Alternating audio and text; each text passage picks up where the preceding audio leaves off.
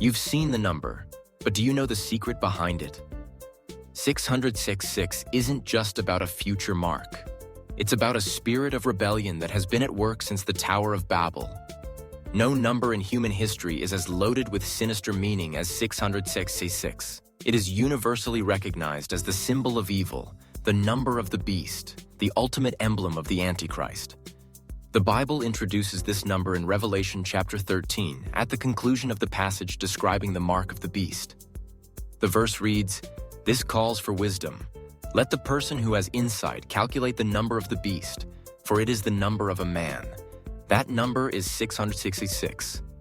For centuries, this verse has sparked endless speculation. People have tried to link the number to historical figures, from Roman emperors to modern politicians, often using a system called gematria. But the true meaning of 666 is deeper and more profound than a simple code to identify one person. It represents a system, a philosophy, and the ultimate expression of human rebellion against God. To unlock its secret, we must look not only to the future, but deep into the ancient past. The key to understanding the number lies in the phrase, "It is the number of a man." In the Bible, certain numbers have symbolic weight.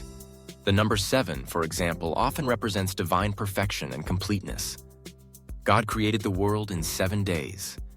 There are 7 seals, 7 trumpets, and 7 bowls in Revelation. 7 is God's number. The number 6, by contrast, represents humanity.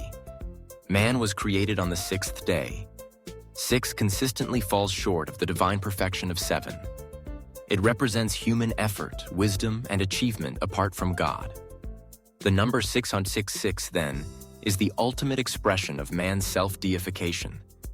It is the number of man, exalting himself as if he were God. It is the trinity of man, 6, 6, and 6. It represents a worldwide system where humanity worships its own creation, its own power, and its own leader, the Antichrist, instead of the one true God. You can feel the cold, sterile perfection of a man-made system, a world polished to a high sheen, but utterly devoid of God's presence. This spirit of 666, this rebellion of man against God, did not begin in Revelation. Its roots go back to the dawn of civilization. The first great expression of this spirit was at the Tower of Babel. In Genesis 11, the people of the earth said, "Come, let us build ourselves a city with a tower that reaches to the heavens so that we may make a name for ourselves."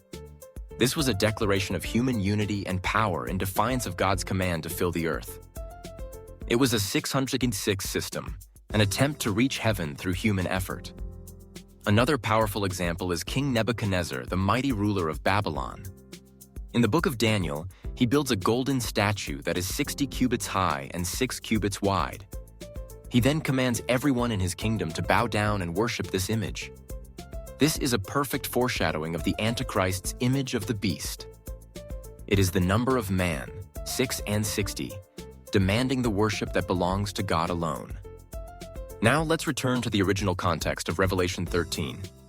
Most biblical scholars agree that the book was written during the reign of the Roman Empire, a time of intense persecution for Christians.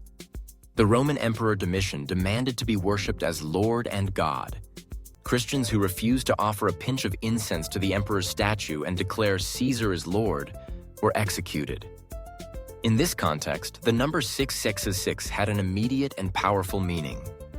Using gematria, the ancient practice of assigning numerical values to letters, the name Caesar Nero, when written in Hebrew, adds up precisely to 666. Nero was a monstrously evil emperor who brutally persecuted Christians. For the first century church, 6666 was a coded reference to the evil man-worshipping system of imperial Rome, embodied in its most depraved leader. The sound of a single coin bearing Caesar's image dropping on a stone floor would have been a chilling reminder of the choice every believer had to make: worship God or worship man. So, is 666 just about Nero? No. The prophecy is dual. It had a fulfillment in the first century, but its ultimate fulfillment awaits the end times. Nero was a type, a foreshadowing of the final Antichrist.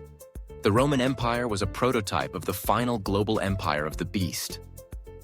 The spirit of 666, the spirit of defiant, self-exalting man, has been at work throughout history, but it will reach its final and most powerful manifestation in the person of the Antichrist and his global system. In the end times, the number will likely have a literal application. It will be embedded in the mark, the name, or the system that governs all commerce. But its deeper meaning is spiritual. To accept the mark, which is represented by the number 666, is to declare your allegiance to the kingdom of man over the kingdom of God. It is to say, we will build our own tower to heaven. We will worship the works of our own hands. We will be our own gods. This is the ultimate lie of the serpent in the Garden of Eden, and it is the foundational principle of the Antichrist's kingdom. God's warning about 666 is a call to wisdom and discernment. It is a reminder that the great battle of history is over worship. Will we worship the Creator or the creation? Will we place our faith in the perfect 7 of God's plan or the flawed 6 of man's rebellion? The secret meaning of 666 is not a complex mathematical puzzle. It is a simple, profound choice. It is the number of man trying to be God, and it is a system that is being built all around us today. A system that promises a utopia without God, but will deliver only destruction. If this explanation has given you the wisdom the Bible calls for, subscribe to our channel as we continue to expose the deepest truths of biblical prophecy.